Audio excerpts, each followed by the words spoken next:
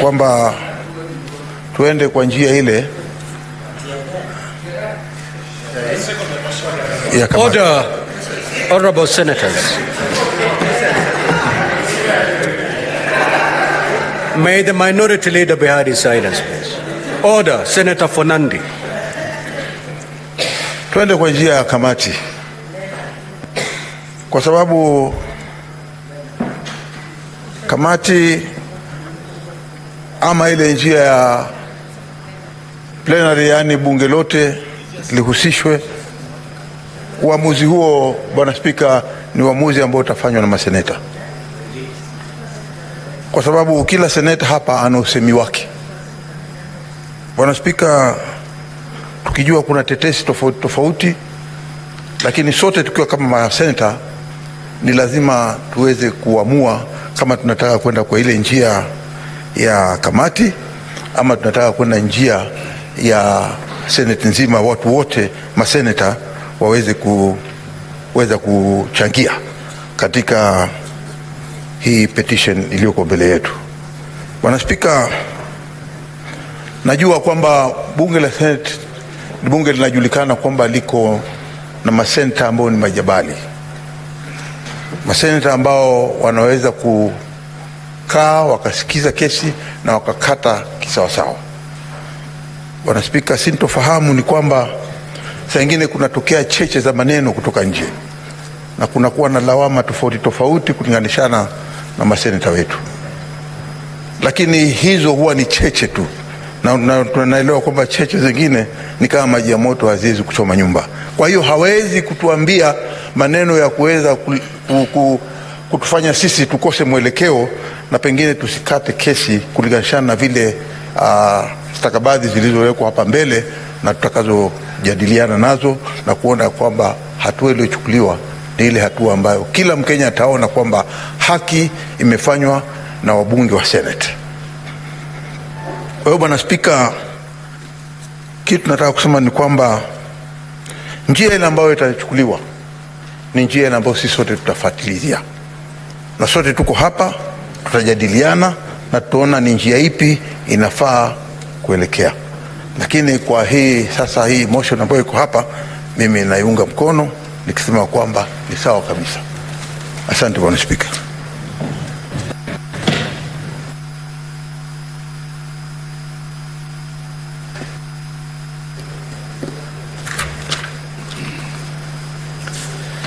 Honorable Senators, I will now propose the question. That whereas pursuant to Article 181 of the Constitution and Section 33 of the County Governments Act, on Thursday the 8th of August 2024, the Meru County Assembly approved a motion to remove from office by impeachment Honorable Kawira Mwangaza, the Governor of Meru County. And further, whereas by a letter reference MCA/RAS/Volume 4/79 dated the 9th of August 2024 and received in my office on Friday 9th of August 2024, the Speaker of the Meru County Assembly informed the Speaker of the Senate of the approval of the motion by the County Assembly and further forwarded to the Speaker of the Senate documents in evidence of the proceedings of the Assembly. And whereas pursuant to Section 33(3)(b) of the County Governments Act and Standing Order 81(b) of the Senate by resolution may appoint a special committee comprising 11 of its members to investigate the matter. Now, therefore, pursuant to Section 33(3)(b) of the County Governments Act and Standing Order 81(b), the Senate resolves to establish a special committee comprising the following senators. 1. Senator Wakili Hilary Sigei, MP. 2. Senator Abdul Haji, MP. 3. Senator Wahome Wamatinga, MP. 4. Senator David Wafula, MP. 5. Senator Gloria Oroba, MP. 6. Senator Karen Nyamu, MP. 7. Senator Boy Issa Juma, MP. 8. Senator Eddie Okech, MP. 9. Senator Shakila Abdallah, MP. 10 Senator Beth Monteti MP, and 11 Senator Beatrice Akinyi MP. These to investigate the proposed removal from office of the Governor of Meru County, and pursuant to Standing Order 82, to report to the Senate within 10 days of its appointment on whether or not it finds the particulars of our delegations against the Governor to have been substantiated. The floor is now open for honorable members to investigate. What is your point of order, Senator Wambua? Senator Nandi, the Speaker, is also making a funny. What is your point of order, Senator Wambua? The Speaker, I stand on the strength of a Standing Order 111, reading the mood of the House. Senators have already almost made up their minds on what they want to do on this motion. That we limit debate, the Speaker, on this matter. I'm not saying that you put the question. I'm on the floor. I'm not saying that you put the question. I'm saying, the Speaker, I propose that we limit debate to maybe 3-5 minutes, so that members can just take a vote on this. But that's procedure motion this way. Yes. Order, honorable senators. There is a motion that has been proposed. We need to discharge of it. And the motion is a motion to limit debate. Ordinarily, honorable senators, each of you has 20 minutes to contribute. We may limit the 20 minutes to 3 minutes, so that as many of you can be able to take to the floor. Do I have your concurrence on this? We shall now proceed with the debate, with each senator speaking for not more than 3 minutes. If we can do 1 minute, the better. Senator Manzo Daniel. Senator Manzo Daniel. Order, Senator Fernandi. Thank you, Mr. Speaker. If you have nothing to say, your colleagues have something to say. Thank you, Mr. Speaker. Mr. Speaker, I want to say that I raised to state that I had an opportunity to participate in a select committee, and also I had an opportunity to watch debate go on the floor of the House. And Mr. Speaker, in my assessment as a legislator who's been in the House for quite a number of years, Mr. Speaker, I go on to say that there's nothing wrong with the names which have been proposed. They are in fact very well balanced opinions from the country. But Mr. Speaker, bearing to the two experiences, I think, Mr. Speaker, it is better to have the plenary deal with this matter, bearing in mind, Mr. Speaker, that we've had the Governor Kawira here 3 times, Mr. Speaker. Mr. Speaker, I really don't want to take a lot of time here. I think for interest of justice and for fairness and for the country to follow the proceedings clearly and in open manner, so that when a final decision is made, Mr. Speaker, even the person, whether for or against, everyone finds that the Senate have done justice. Mr. Speaker, the Senate stands for devolution. We want the county of Meru to succeed.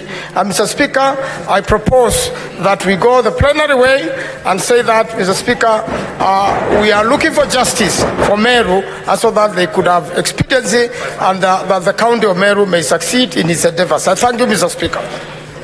Senator Kinyua. Asante Bwana Spika. Bwana Spika, mimi naunga mkono seneti yote ijumuishwe katika kuichanganua yale mambo yatakayoletwa katika seneti, Bwana Spika. Kwa sababu Bwana Spika, ni posa wa Kenya waweze kuona mambo yamewekwa pariwanja, yaweze kuangaziwa vizuri kama vile tulivyofanya katika zile zingine, Bwana Spika. Kwa hivyo Bwana Spika, mimi naunga mkono seneti nzima ijumuishwe, Bwana Spika. Na Bwana Spika, kwa sababu Order, honorable senators. Proceed, Senator Kinyua. Okay, asante Bwana Spika.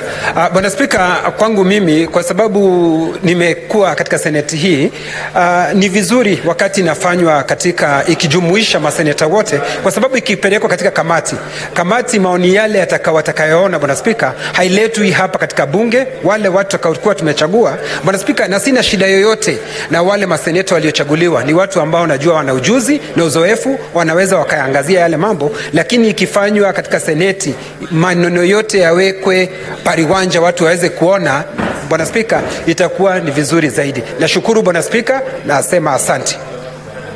Senator Olekina. Thank you, Mr. Speaker. Mr. Speaker, I rise to oppose this motion as presented by the Majority Leader. Mr. Speaker,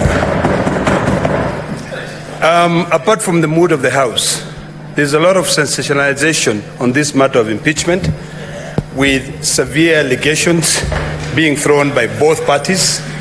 And I think if we reduce this to a committee, others might end up arguing that it's a clandestine move to be able to either save or impeach the governor. So in my view, I think it is best if we carry out plenary so that we can sit here.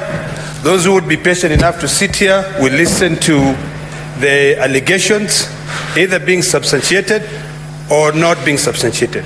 And the entire country and the world will be able to observe. Mr. Speaker, I think it is imperative. And Mr. Speaker, this is a time when we take some matters very seriously. Personally, I have received almost 300 shillings in 1 shilling, 1 shilling, 1 shilling, being greeted by people of Meru. And my job, when I sit here to deal with issues of impeachment, I deal on matters that are brought before myself. It is important for us to realize that the county assembly is the one that impeaches the governor. The Senate sits as a jury. So that misconception out there that the Senate is the one that impeaches the governor should actually be corrected. So, Mr. Speaker, with those few remarks, I oppose the motion and I vote for this motion to go on plenary. Thank you, Mr. Speaker. Senator Mungatana. Mr. Speaker, I rise to support the idea that the plenary should sit on this matter, Mr. Speaker, to decide on behalf of Kenyans. Mr. Speaker, this motion is so crucial. It is so crucial that we cannot afford to let it go to a committee. And Mr. Speaker, I am speaking this because there was a similar motion brought in the National Assembly to impeach a cabinet secretary. And the mood of the House in the National Assembly at that time was that the cabinet secretary must go. Then a select committee was chosen. And Mr. Speaker, they came back and said the minister should stay, against the majority of the people sitting in the House. So, Mr. Speaker, let us not go that way. Let us agree on one issue, that it is too important for us to leave it to a committee. Let us go the plenary way, Mr. Speaker. Mr. Speaker, I want to emphasize one thing. It is the county assembly that impeaches, and it is the Senate that convicts or acquits. We sit here as a court. In fact, in the US, Mr. Speaker, the Chief Justice, when it is the impeachment of the President, it is the Chief Justice who sits on your place to do the actual trial of the impeachment. And Mr. Speaker, the experience that we take from that side, in fact, Mr. Speaker, we cannot, in fact, if you look, we cannot leave this to a committee. Mr. Speaker, let us not have too much debate. Let us agree the matter is too important for us to leave it to a committee. Mr. Speaker, I support that we should go the plenary way. I thank you. Senator Sifuna. Honorable Speaker, I happen to be a member of the SBC, and there's always been debate when we come to this particular juncture on which of the two methods is superior. I think I have held the position that, in my view, the committee way is a far superior way of interrogating these issues than the plenary manner. And I have 4 reasons that I wanted to advance here in support of this thinking. First of all, Mr. Speaker, the Senate is on recess, and I know that people had committed to do other things it is not fair to drag the entire Senate to sit here just to listen to these allegations. Secondly, Honorable Speaker, many of the people who are shouting plenary here, we have been with them through these processes before. You will be sitting there and there will be 3 people in this chamber. Many of them do not even sit through those proceedings as much as they want to make noise this particular moment and say they want plenary. Thirdly, Honorable Speaker, we saw some... Senator Sifuna, your colleagues certainly cannot be said to be making noise. You can hear them shouting, Honorable Speaker. What do you mean? I am referring to their contribution. It cannot be termed as noise. Let me proceed, Honorable Speaker. I want to address the question of interrogation and the cross-examination of witnesses. This frustration is a frustration that members shared last time when we went the plenary way.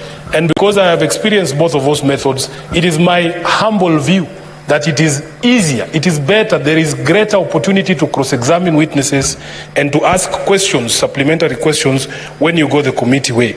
Lastly, there was a question that was raised here, Honorable Speaker, on the involvement of our nominated colleagues in decision-making when it comes to this particular issue.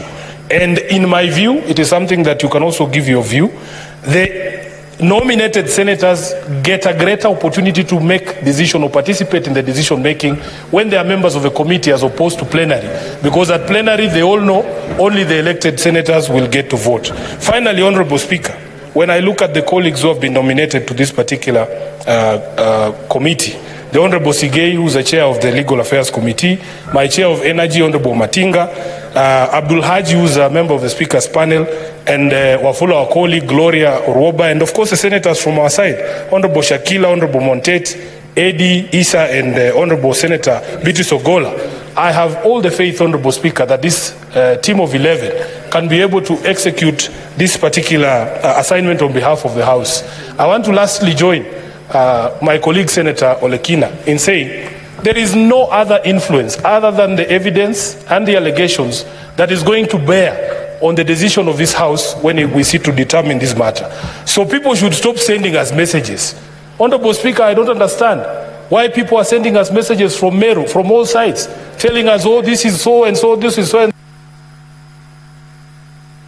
Senator Mundigi.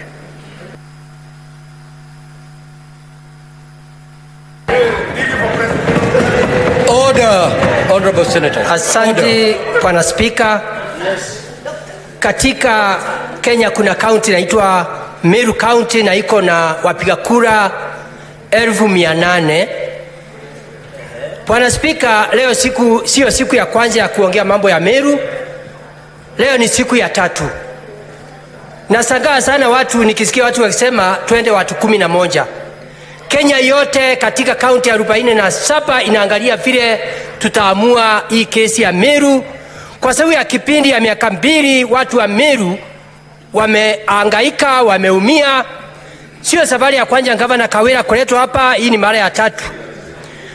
Tulisema wakati wa pili tulimpatia onyo, tukamwambia aende angalie katika Biblia 1:18, njoo tusemesane, waende waongee na makanisa, waongee na MP na MCA, waweze kusemesana, waweze kuona vile watasaidia kaunti ya Meru.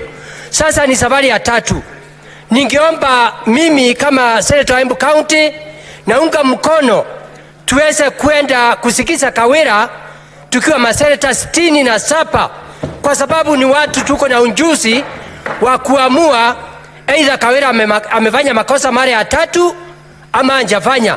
Kwa sababu sioni vile hawa MCA kila dakika usiku na mchana wanaweza kuwa wanakelea Kawira, mpaka tuangalie vile itakuwa.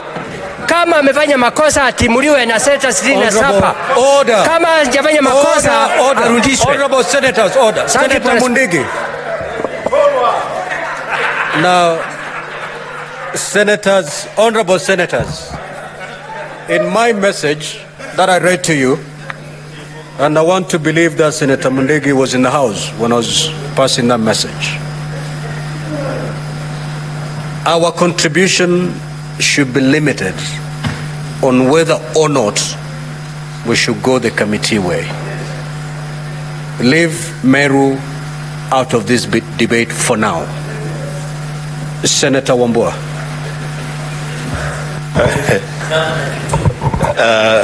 Thank you, Mr. Speaker. I don't know what the excitement is about. Mr. Speaker, I stand to oppose the motion on the appointment of a select committee to handle the impeachment of the governor of Meru. Mr. Speaker, for a good reason. You know, the Senate does not exist in a vacuum. We live in a society, and we have ears, we listen. We hear what people are saying, we see what is happening. Mr. Speaker, the matter of the impeachment of the governor of Meru has attracted immense interest beyond Meru, beyond the eastern region. It would be better, Mr. Speaker, that everybody gets to see the proceedings on the floor of the Senate. And as this happens, Mr. Speaker, I want to borrow from the case of O.J. Simpson. And the jury said, if the gloves fit, if they do not fit, you acquit. If the gloves fit, you convict.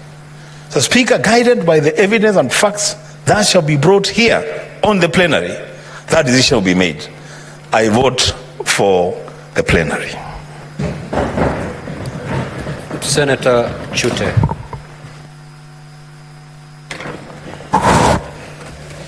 Thank you very much, Honorable Speaker. Let me also take this opportunity to stand to oppose this motion. Honorable Speaker, we've had over 10 impeachments for the last 10 years. And out of those, Senator Kawira is coming here for the third time. The first time, it went committee way, and it was chaired by His Excellency, the future governor, and now Senator Boni Khalwale. The second one went plenary way, and this one also should go the plenary way, simply because the Kenyans are looking at the Senate now, and we want to participate fully. And I want to take this opportunity to completely disagree with Nairobi Senator. Nairobi Senator referred to this house as mostly empty. You can find only 3 people. I think if the 3 people are found here, Senator Nairobi wouldn't be here, because he's always also absentee. Let him not pretend to be being here. So, Honorable Speaker, I support the plenary way. Thank you very much, Honorable Speaker. Senator Dulo. Thank you, Mr. Speaker. Mr. Speaker, I oppose the motion simply because I believe, having been around for some time now, I have experience of both committee and plenary way. If I may give a very good example of a committee that actually brought down a senator in this country, when we went committee way, it was during the impeachment of former Nyeri governor. I sat in that committee. We went very well up to the end. The last minute, we were actually 2 members who were left supporting the impeachment. And when it came to the House, the senator was really devastated. And he ended up even losing his seat because it really touched him. Number 2, Mr. Speaker, this Meru matter is very serious. It's not a matter of people saying plenary or committee way. It's a matter that is affecting seriously Meru people. And we must look at it critically, Mr. Speaker. Mr. Speaker, I believe if we go plenary way, Meru County will be able to see what is happening at the impeachment of their governor. But if it goes committee way, sometimes they might not even watch to see what transpires at the committee level. Mr. Speaker, having been around for some time, participated in both plenary and committee, I fully support plenary. I thank you. Senator Newton. Thank you, Mr. Speaker, and I join my colleagues that feel we should go the plenary way because, Mr. Speaker, we have been able to prosecute impeachment matters here at least twice in plenary, Mr. Speaker. The last time Governor Kawira was brought here, we went the plenary way and we were able to make a decision to retain her as governor of Meru County. Mr. Speaker, later on, impeachment proceedings of the former deputy governor for Kisii were brought here and the plenary was able to impeach that deputy governor, Mr. Speaker. What am I driving at? I'm just trying to say, Mr. Speaker, that this House has been able to prove itself that it can impeach and it can also stop an impeachment depending on the evidence that is tabled before this House, Mr. Speaker. And so the competency or otherwise of the plenary, Mr. Speaker, has already been proven. Mr. Speaker, the reason that makes me feel that I need to support plenary proceedings on this matter is the fact that it also accords or affords senators, all senators, an opportunity, Mr. Speaker, to kind of have some training on how to carry out these impeachment proceedings, Mr. Speaker. And some of the evidence that will be tabled here by the County Assembly of Meru, Mr. Speaker, would also maybe has a bearing on what happens in our counties also. And so, Mr. Speaker, this will be an eye-opener to all senators so that they can be able to see what transpires in counties, the things that happens in counties, good or otherwise, Mr. Speaker. And so I think and I strongly feel that we should give every senator an opportunity to be able to participate in these proceedings so that they can get training and they can be able to see whether there is a bearing on what will be brought here and what happens to our counties, Mr. Speaker. And so I stand here to propose, not to propose, Mr. Speaker, but to support the idea of having plenary. By that, Mr. Speaker, I oppose the motion on the floor. Thank you, Mr. Speaker. Senator for Vihiga and Deputy Party Leader.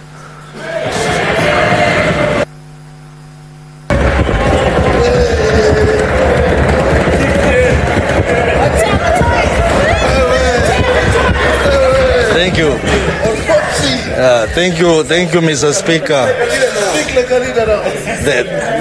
Thank you, Mr. Speaker, for recognizing my new role as the Deputy Party Leader of the Orange Democratic Movement. Mr. Speaker, I want to speak as the Senator of Vihiga and not the DPL of ODM. Mr. Speaker, the motion is for us to either agree to a plenary or a committee.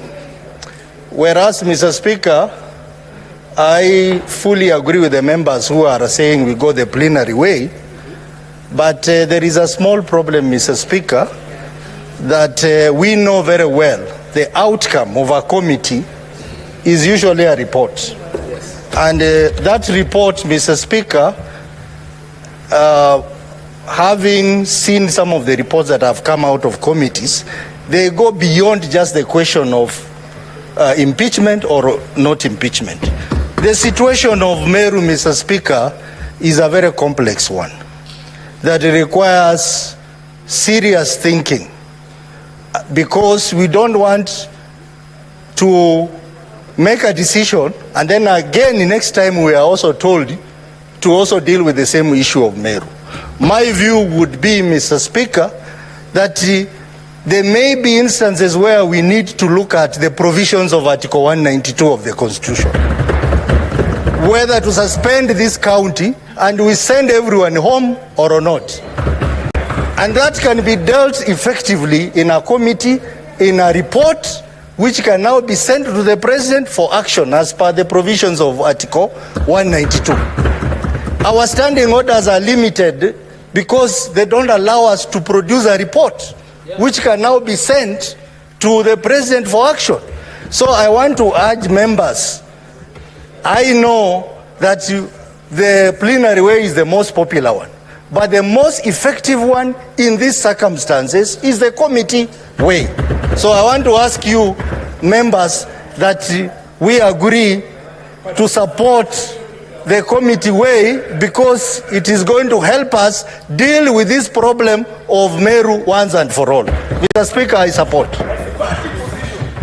Senator Murango. Asante sana mstahiki Spika. Ya kwanza ningetaka kusema ya kwamba moja ya jukumu ambalo bunge la Seneti huwa imepewa na ni jukumu ambalo halijapewa bunge la kitaifa ni kuangalia malalamiko baada ya gavana kung'atuliwa. Na kwanza ndio maana nasimama hapa siku ya leo na nataka kupinga mswada uliowasilishwa leo hii ya kwamba tuende njia ya kamati, na ningesema kwamba tuende bunge nzima la kaunti liweze kukaa kitako na kuvalia njuga jambo hili. Mstahiki Spika, ningetaka pia kupingana na msemo ambao umesemwa na Senator Vihiga ya kwamba kuna mambo tunafaa kuangalia. Senator Olekina Nosoti, take your seat, please. Mstahiki Spika, pia ningependa pia kutoa kauli kulingana na mapendekezo za Senator Vihiga Otsosi kwamba tunafaa kuangalia kama tunaweza vunja kaunti nzima. Ningetaka kumwambia kwamba panya akiingia kwa gala, uchomi gala unatoa panya. Kwa hivyo mstahiki Spika, mimi naunga mkono tuvalie njuga swala hili mpaka mwisho. Asante sana mstahiki Spika. Senator Ogola Beatrice. Senator Akinyi.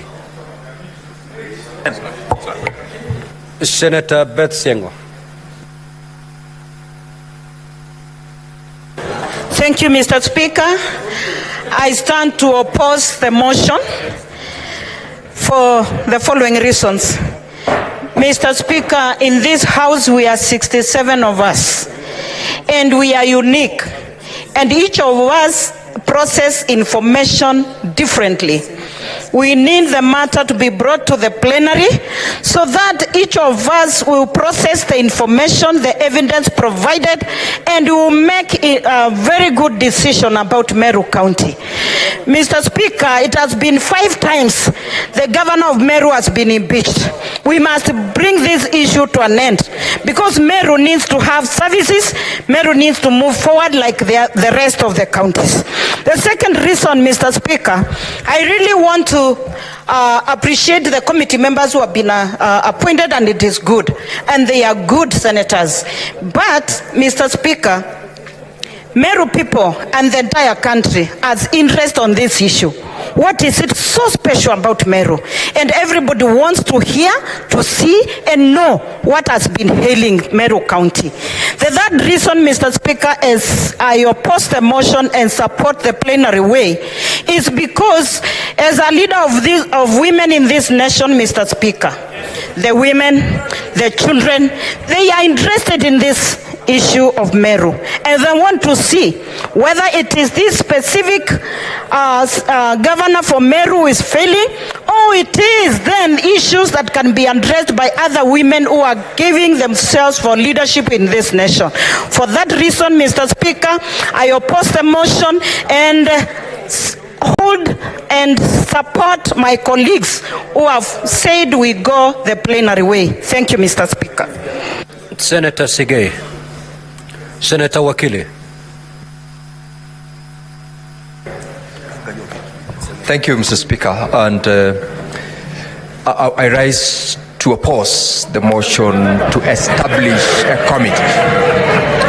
Mr. Speaker, I am aware that I stand a chance to chair this committee of impeachment.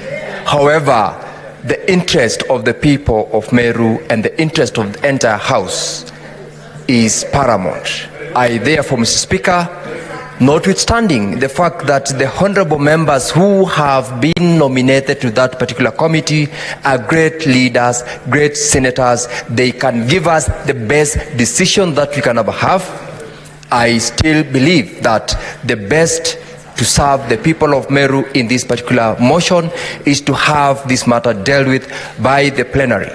And I know that the honorable senator from Narok, because Mr. Speaker, I sit in the SBC, he's raised concerns regarding a bit of trolling that has already occurred. The only and the best way to serve that particular concern is to ensure that the whole House deals with this matter. And Mr. Speaker, I therefore oppose the motion. Thank you. Senator Muma. Thank you, Mr. Speaker, for the opportunity to contribute. I rise to oppose the motion.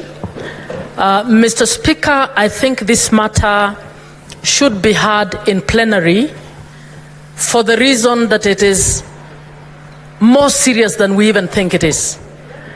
It is a precedent-setting matter because Governor Kawira is being brought. It's actually the 5th time, but the 3rd time in the House. It is important, particularly during this time in the country, that we operate very transparently. We discuss the issues very transparently, that every senator is given an opportunity to contribute to the allegations from an informed point of view. Mr. Speaker, I suggest that every senator prepare properly and read as you have guided. Let us be guided by the Constitution and the law. Let us ensure that we deliver justice in this matter to whichever of the groups that are coming. Mr. Speaker, as we do so, I would want to request that you pay attention to something Senator Sifuna has raised. Senator Sifuna raises the fact that the plenary may inhibit the participation of everybody. I want to make a request that as we discuss, that we pay attention to the fact that nominated members are also capable of contributing to this debate, even if they are not going to vote. So I would suggest that we manage the time in such a way that even nominated senators are given ample time to contribute to this debate. So I suggest that the last time we did, as a few of us really tried to put our hands, but were not able to contribute. I know it may have been because of time, but I'm just putting that out there, that we consider that the House is made of 67. I therefore support the plenary, Mr. Speaker. Senator Kisang. Thank you, Honorable Speaker. Honorable Speaker, I also rise to join my colleagues in opposing this particular motion. Honorable Speaker, if you remember the last 2 impeachment motions that we had, the one for Kawira and the one for the Deputy Governor for Kisii, they were done in the plenary. And Honorable Speaker, the members, senators were able to follow the substantiation of the allocations, Honorable Speaker, and we made our own decisions in the 2 impeachments, Honorable Speaker. I have also experience, Honorable Speaker, of the committee way. We did for the Deputy Governor for Shire, and I want to confess, Honorable Speaker, that we deliver more justice when we do it in the plenary, because most of all the senators would be able to follow each allocation, Honorable Speaker, and give very informed decision. Honorable Speaker, this is a very difficult time for the Meru people, and I believe they want to follow keenly how the 2 parties will substantiate or will defend themselves, Honorable Speaker, on the allocation, so that us as senators we make decisions. I believe there must be also another way, Honorable Speaker, that members or anybody can go and petition, so that if they are dissatisfied with what we will have done as senators, the county could be dissolved, Honorable Speaker. Honorable Speaker, I oppose and I support the plenary way, Honorable Speaker. Senator Kavindu.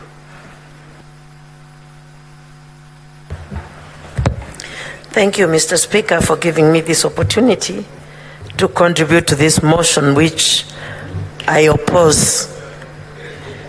Mr. Speaker, this is a very sensitive and delicate matter where the governor has been brought here 3 times. And Mr. Speaker, the reason why I oppose committee way is because all Kenyans will be following what will be happening in this house.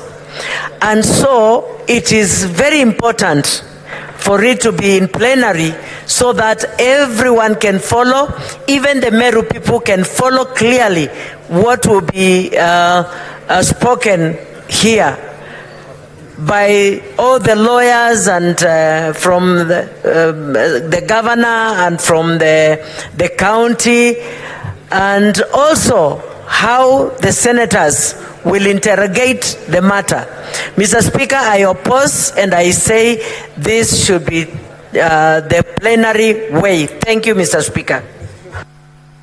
Senator Wamatinga.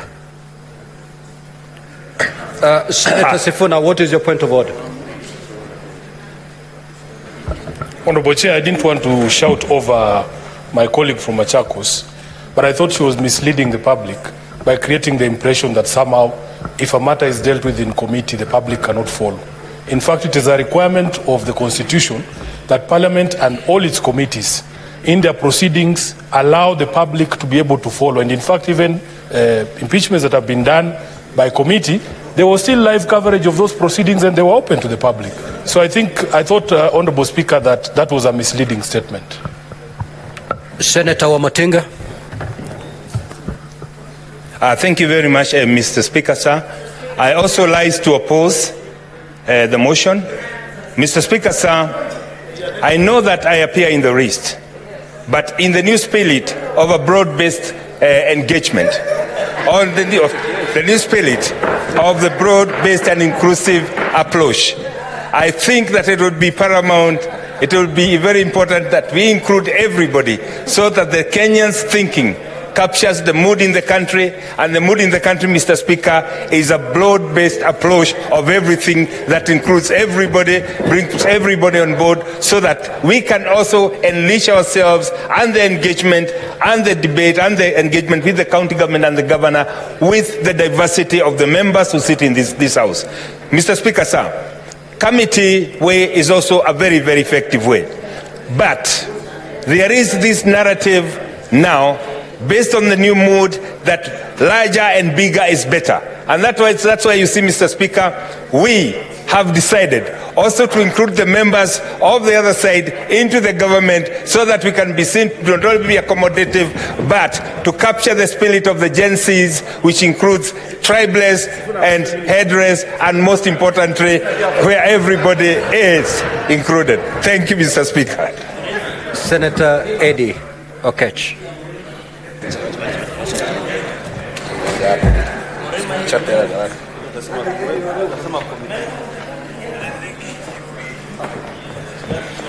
Mr. Speaker, thank you for giving me this opportunity. Mr. Speaker, what we are discussing here is provided for under the standing orders of this House, procedure for removal of a governor, that is standing order number 80. And Mr. Speaker, when you read that standing order, it does clarify 2 scenarios for which an outcome of conversation with the committee would come. And that is under 84. It says that when a committee decision or outcome comes as a governor stands impeached, then the matter shall rest there. But when otherwise, the governor, when the committee decides that there was no substantiation for the governor to be impeached, the matter rests at that. But if otherwise the governor is impeached, the House then gets a chance to further interrogate each of those charges for which the impeachment was executed. Now, I want to call this House to either think about ourselves as senators or think about the people of Meru as the people of Meru. And I'm not talking about this because I have been suggested to be in the committee. I'm talking about this because the people of Meru, if we are not careful, will go through 5 years of never getting the service for which the counties was intended. We must call ourselves to order, and we must call ourselves as senators to ask ourselves, do we want to be involved in this process, or do we want to be engaged in this process? An engagement process is just like a plate of bacon and eggs. If you look at a plate of bacon and eggs, the chicken is just involved. You're looking very good today. But the pig is committed.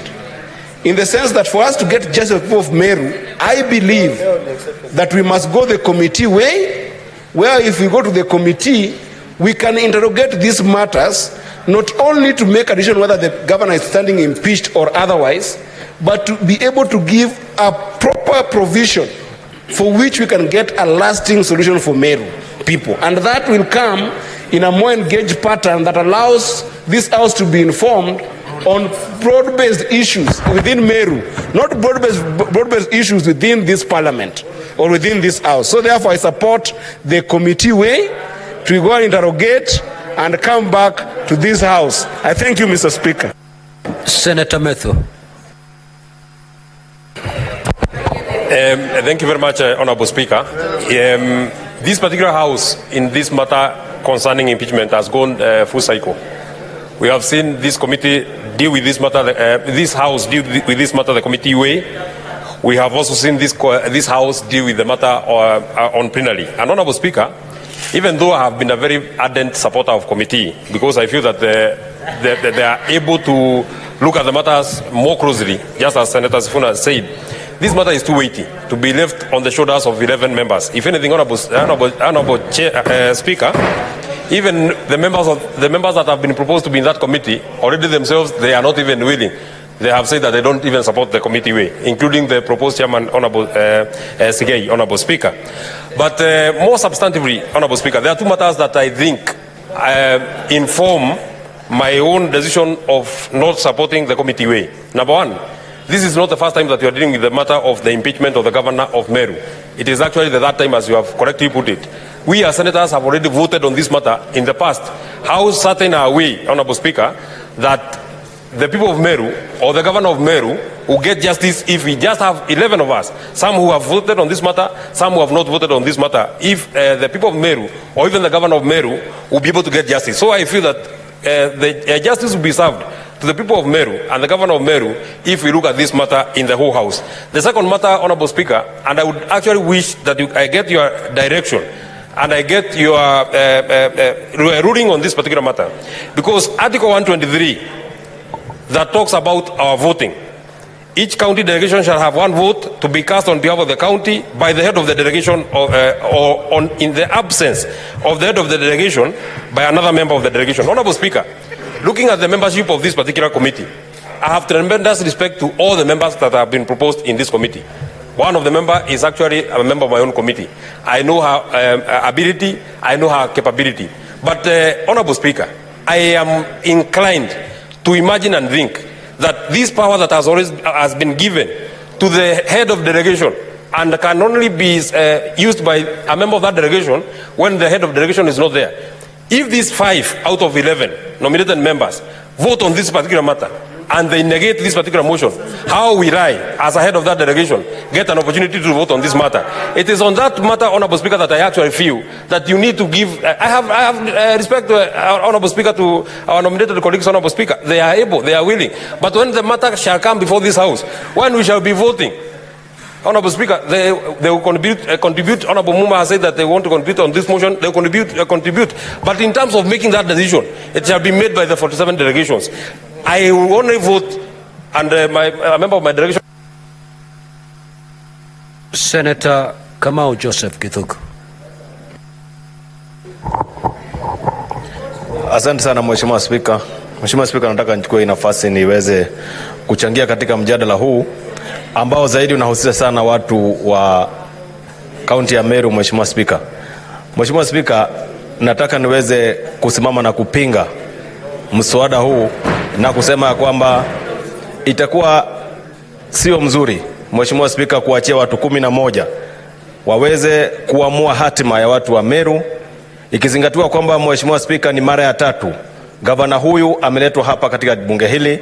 Kwa hivyo Mheshimiwa Spika, ningependa niseme ya kwamba jambo hili linafaa liwachiwe bunge lizima la Senate liweze kuamua. Mheshimiwa Spika, Mheshimiwa Spika, watu 67 wa senators 67 wataweza kuamua jambo hili kwa kina na kuliangalia kwa njia ambayo itaweza kuponya wakazi wa kaunti ya Meru. Mheshimiwa Spika, siku ambayo tutakuwa tukisikiza mambo ambayo Kawira Mwangaza, gavana wa Meru, ameweza kuwekelewa kwamba amefanya, itakuwa ni jambo ambalo litakuwa linaangaziwa ulimwengu mzima na Kenya nzima. Mheshimiwa Spika, itakuwa inaangalia ikingojea kuona uamuzi wa Senate hii na mabunge hili litakavyoamua. Mheshimiwa Spika, mimi naunga mkono ya kwamba bunge hili lizima la Senate liweze kuachiwa jambo hilo la kuamua mambo ya gavana ya Kawira Mwangaza na watu wa Meru waweze kupata haki. Asante Mheshimiwa Spika, na mimi napinga mswada huo. Senator Chirange. Clarification. Senator Boni, what is your clarification you're seeking?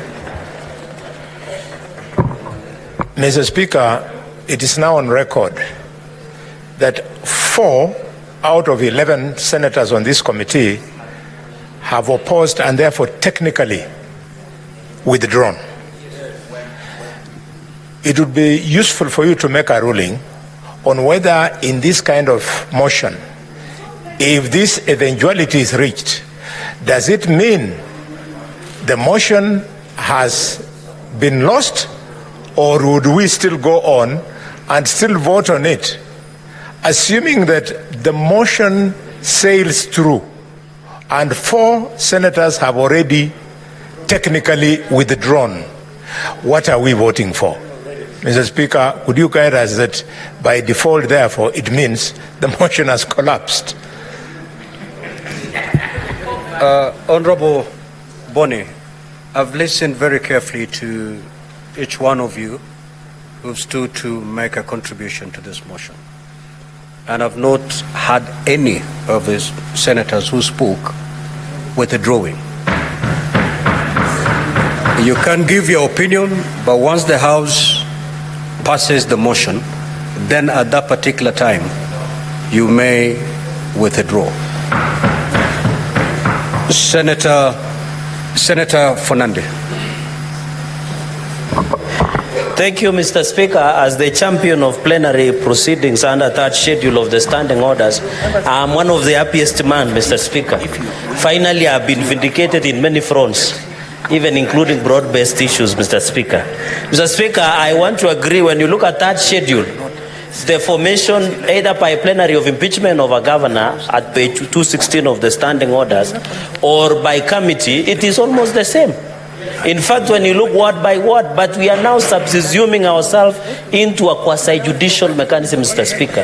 And therefore, all of us will assume the role of being a judge. And therefore, it is important so that all of us can learn. Mr. Speaker, under Article 118 of the Constitution, this is what we call public participation or parliamentary proceedings. When we go for plenary, the people of Meru, the governor, the MCS, Kenyans at large will be able to watch the proceedings in an open and transparent manner. I'm not casting aspersions on the proceedings of the committees. It is supposed to be open, Mr. Speaker. It is supposed to be open, and it is open as per Article 118 of the Constitution 2010, Mr. Speaker. But to avoid being salamiwad by the Gen Z, Mr. Speaker, it is better nowadays to put things on the open, because committees sometimes in the nature, Mr. Speaker, can sometimes escape the attention of the public, Mr. Speaker. I agree, Mr. Speaker, the issues of Meru are very unique, complex and diverse, Mr. Speaker. We cannot kneel over under Article 192 on suspension of county of Meru. Meru is working. Some parts of Meru are not working, Mr. Speaker. And I want to remind the deputy party leader of ODM, and I want to advise the Secretary General of ODM to organize an induction at Kenya School of Government, the way Akina Joe and the rest have been done for the last 2 weeks, so that he understands, Mr. Speaker, we don't have a functional IEBC at the moment, Mr. Speaker. The NADCO report, the amendments of IBC, we are still considering, Mr. Speaker. So the suspension under Article 192, we should not envisage, because we have opportunity to listen, Mr. Speaker, to be able to ventilate through and be able to have a chance. Mr. Speaker, I want to tell the committee members who are proposed, we love you, but plenary loved us most. So we wish you well and we'll appoint you. I thank you, Mr. Speaker, and I oppose the motion. Senator Kibwana. Thank you, Mr. Speaker. Mine is simply, Mr. Speaker, saying that I support the plenary. Much has been said. I may just want to request, Mr. Speaker, if you can actually recommend the report be captured later by relevant committees. Thank you, Mr. Speaker. Senator Abbas. Chairman, devolution. Thank you, Honorable Speaker.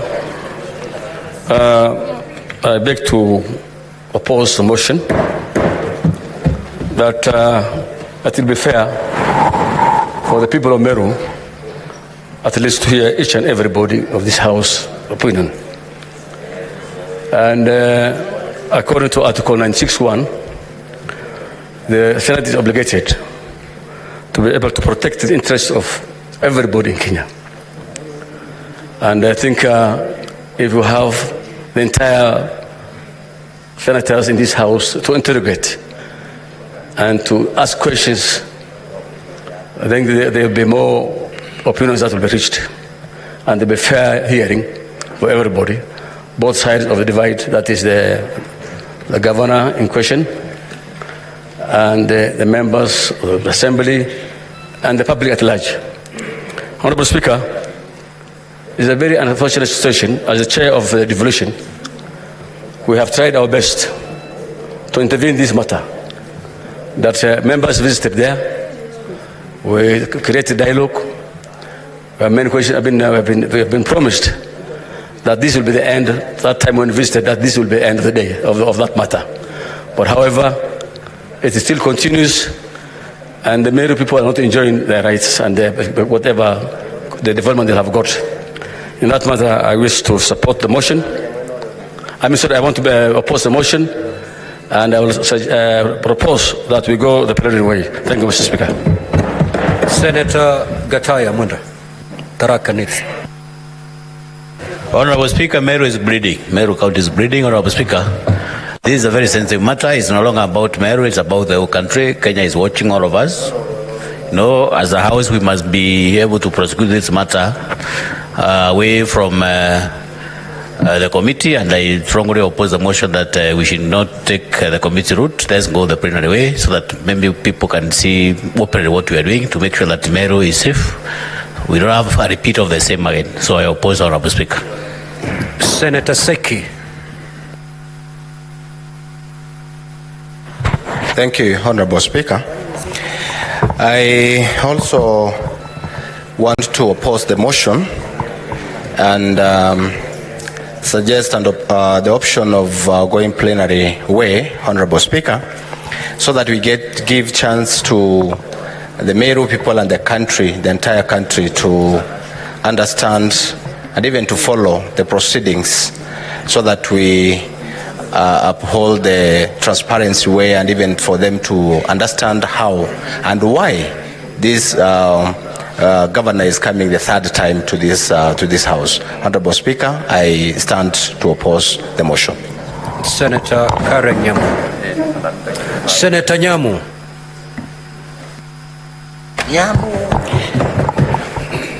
Thank you, Mr. Speaker. It is not right for members who are trying to invalidate the committee way, yet the third schedule of our standing orders, Mr. Speaker, provide for both the removal by committee and removal by plenary, Mr. Speaker.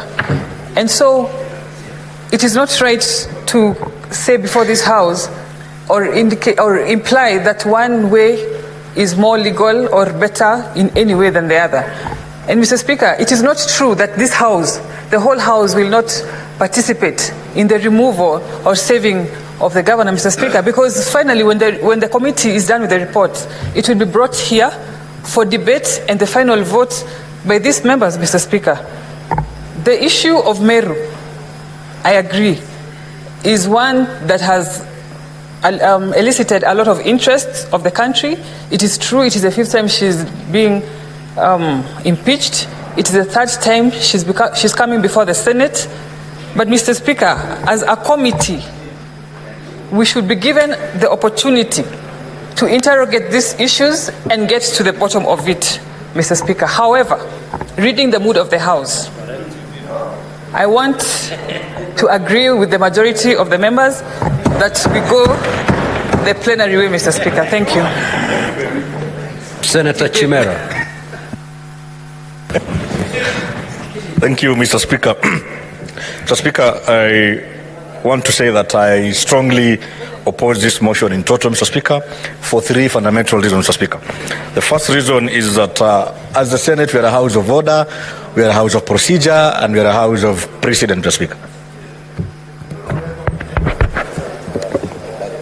I am. Please, I hope you've reserved my time, Mr. Speaker. Mr. Speaker, as to the question of Meru County, this very House, Mr. Speaker, has set precedent, Mr. Speaker. Every time the governor of Meru has come before us facing such charges, Mr. Speaker, we've always gone plenary. Why do you want, I think for 2 times, Mr. Speaker, we've gone plenary. Why then do you want to go? Let me withdraw that, Mr. Speaker. Honorable. Proceed. Let me go to my second point, Mr. Speaker. Proceed. The second point, Mr. Speaker, is on the contribution by Senator Matthew. What is the point of order, Senator Eddy? Is it point of order or point of information? Point of order, Mr. Okay, Speaker. proceed. Just on a statement of fact, 105. Mr. Speaker, the governor of Meru has been brought to this house twice. The first time, Mr. Speaker, actually the senator for Kakamega, Senator Boni Alwale, chaired the committee that actually looked at these issues, and it was the second time that we were in a plenary session. So it is wrong to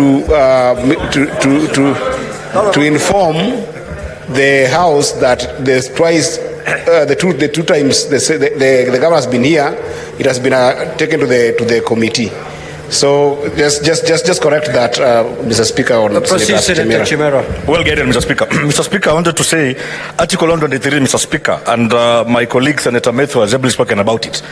You can't tell us that if Chimera today is a special elected member, can vote for the impeachment of a governor at the committee stage, yet the same member cannot vote for the impeachment of a governor at plenary stage, Mr. Speaker, and still go ahead and nominate 5 members to that committee, Mr. Speaker.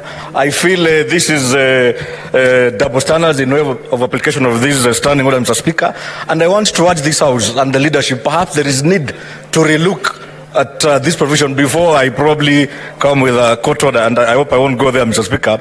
But then again, if Article 145, Article 7, Mr. Speaker, allows me to impeach the President, Mr. Speaker, I don't understand why then I can't impeach a governor at plenary, but I'm allowed to impeach the governor or not at committee, Mr. Speaker. Mr. Speaker, thirdly, is that this issue is very weighty, Mr. Speaker.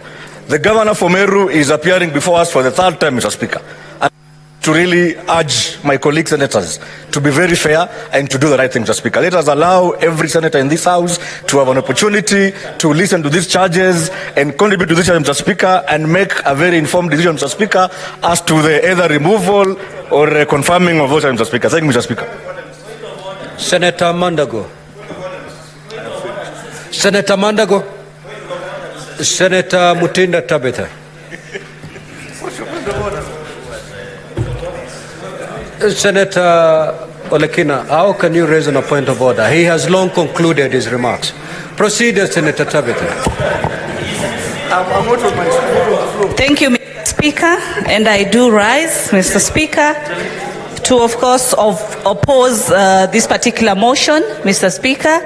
And one of the key reasons, Mr. Speaker, as to my opposing is the fact that I've looked at the list of the 11 members, Mr. Speaker, And I just noted, as Senator Chimera has put it correctly, 5 of the members did not have an opportunity to vote last time. 4 of the members voted for the impeachment of the governor, and 2 of the members saved the governor, Mr. Speaker.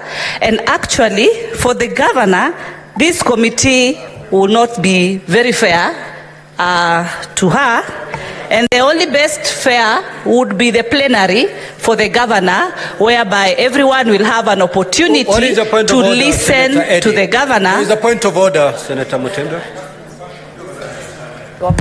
Mr. Speaker, I don't like standing on this point of orders, Mr. Speaker, but it is under 101, Mr. Speaker. It is so wrong for a member of this House to cast aspersions on the integrity of the members of this House, Mr. Speaker. We cannot have names that are proposed in this list and one senator stands and says that those members will not be fair to the process, to the governor, to the people of Mary, Mr. Speaker. The Senator Mutinda from Nairobi, or I don't know whether it's Nairobi or Kitui now, but Senator Mutinda must be called to order, Mr. Speaker, and she must withdraw that statement and apologize to the whole House for throwing that aspersion to the members of this committee. Senator Mutinda, that point of order is sustained. You may have to proceed to withdraw that particular averment.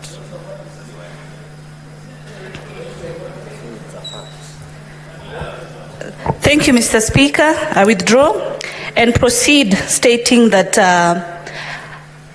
I believe that the plenary will be able to give our people of Meru more justice, more bigger hearing than the plenary way. Senator Mutinda, you're still on the edge and you risk going down the cliff. What you're saying is, are you saying the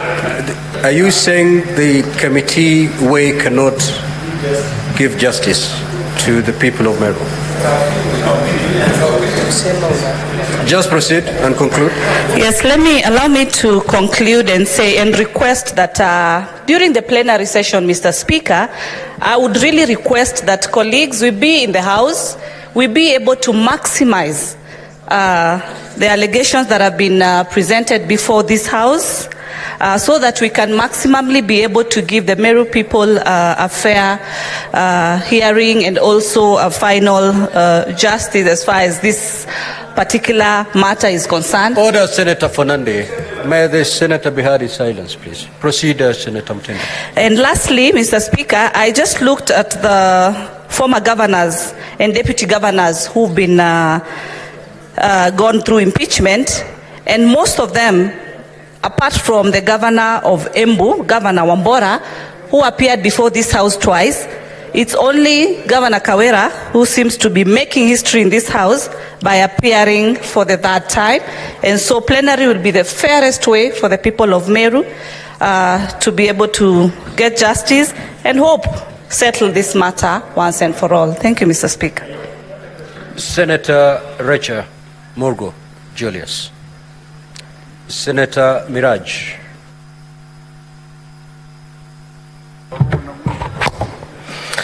Asante mstahiki Spika kwa kunipa fursa hii, na mimi nasimama kuunga mkono ili kikao hiki kiwe cha maseneta wale 11 waliochaguliwa, kwa sababu wale ambao hawakuweza kuchaguliwa na wananchi wataweza kupata fursa ya kutoa kauli zao, kwa sababu tutakapoingia katika kuweza kukisikiza kikao hichi kwa pamoja, sisi kama wawakilishi ambao tumetumwa na vyama vya kisiasa hatupati fursa ya kupiga kura na sauti yetu huwa haisikiki. Kwa hakika watu wa Meru wamekuwa katika mtihani mkubwa, na ili masuala yao yasikizwe kwa ufasaha zaidi. Nasema hivi kwa sababu niliweza kukaa katika kikao kama hichi cha Siaya, gatuzi ya Siaya, na kwa kweli tulipokuwa katika kamati ya watu 11 nilipata fursa nyingi sana za kuweza kuuliza maswali kwa undani. Mara ya mwisho tulipokuwa tumeketi hapa kwa pamoja kama kikao cha seneti na maseneta 67, niliweza kupata fursa moja tena ya madakika kidogo kuweza kuuliza swali katika mjadala uliokuwa unaendelea. Kwa hivyo mimi kama seneta wa Mombasa ningependekeza na kumuunga mkono Seneta Sifuna ili tuweze kuachia majukumu haya wale 11 waliochaguliwa ili waweze kuenda kusikiliza kesi ya watu wa Meru na haki ipatikane. Asante. Take your seat, honorable senators. We'll proceed to put the question.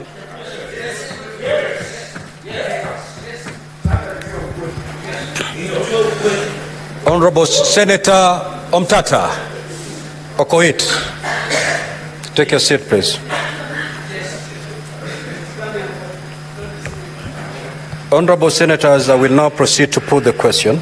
That whereas pursuant to Article 181 of the Constitution and Section 33 of the County Governments Act, on Thursday, the 8th of August 2024, the Meru County Assembly approved a motion to remove from office by impeachment Honorable Kawira Mwangaza, the Governor of Meru County. And further, whereas by a letter reference MCA/Res/Volume 4/79, dated the 9th of August 2024, and received in the office of the Speaker of the Senate on Friday, 9th of August 2024, the Speaker of the Meru County Assembly informed the Speaker of the Senate of the approval of the motion by the County Assembly and further forwarded to the Speaker of the Senate documents in evidence of the proceedings of the Assembly. And whereas pursuant to Section 33(3)(b) of the County Governments Act and Standing Order 81(b) of the Senate by resolution may appoint a special committee comprising 11 of its members to investigate the matter. Now, therefore, pursuant to Section 33(3)(b) of the County Governments Act and Standing Order 81(b), the Senate resolves to establish a special committee comprising the following senators. 1. Senator Wakili Hilary Sigei, MP. 2. Senator Abdul Haji, MP.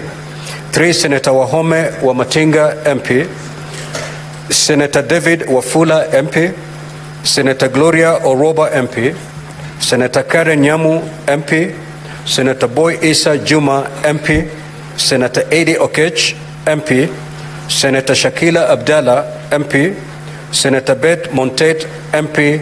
And Senator Beatrice Akinyi, MP, to investigate the proposed removal from office of the Governor of Meru County, and pursuant to Standing Order 82, to report to the Senate within 10 days of its appointment on whether or not it finds the particulars of the allegations against the Governor to have been substantiated. Will as many as of that opinion say aye? Aye. Will as many as of the contrary opinion say nay? Nay. The nays have it.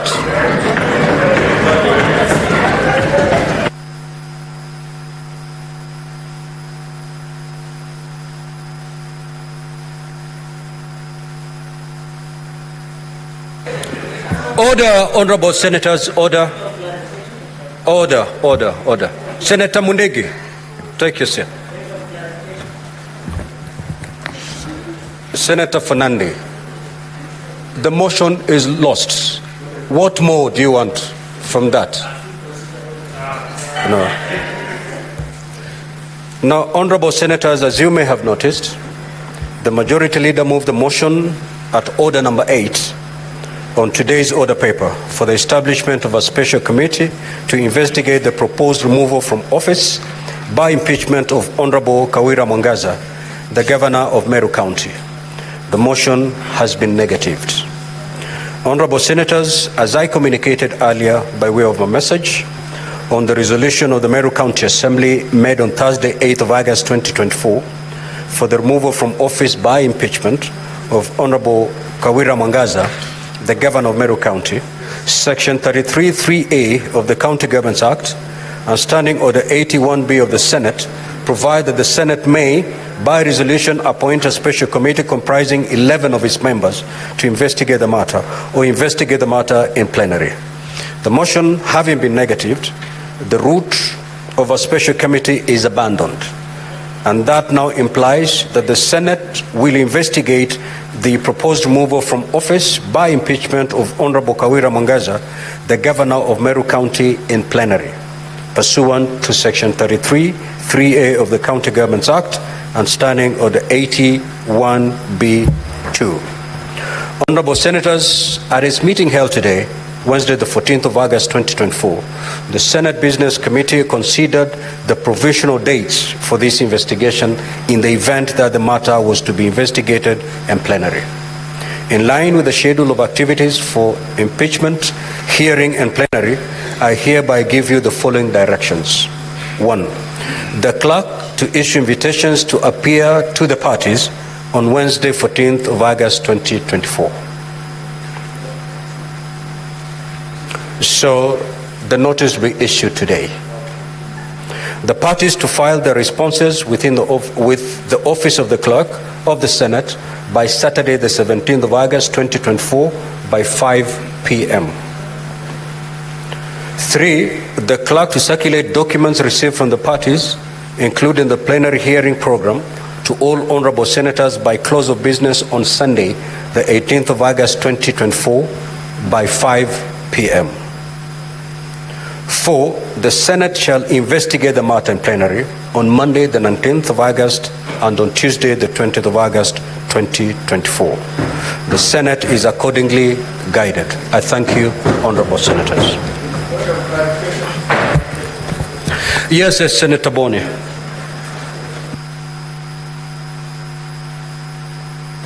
Mr. Speaker, because of the respect that we accord members every time they speak, I have been listening to the contributions, and I have heard two nominated senators who have raised a point of common sense.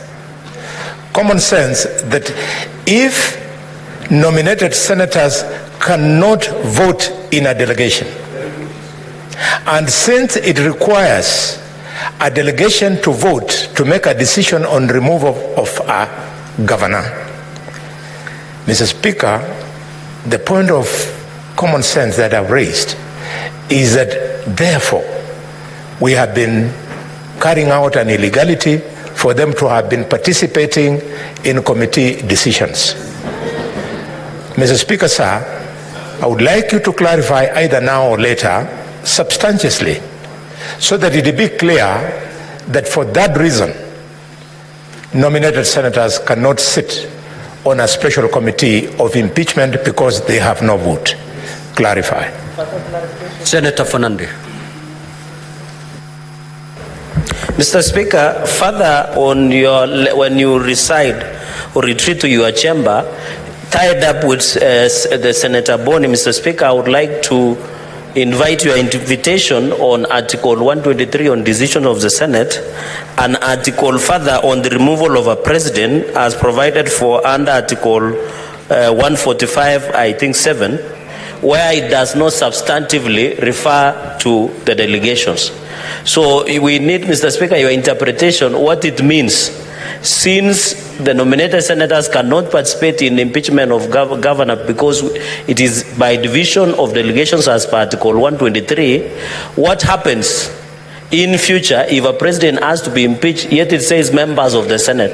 So, Mr. Speaker, in your retreating into your chambers and writing a Solomonic ruling, we would seek the interpretation purposely and maybe guide us that in future, should the head of delegations of those units be consulted before both the minority and majority make certain decisions, so that we are crystal clear, so that we don't have to shoot in the dark, Mr. Speaker? I hope you will guide us appropriately. I thank you. That's good. Honorable senators, I will render my considered ruling on that matter upon resumption. For now, be upstanding.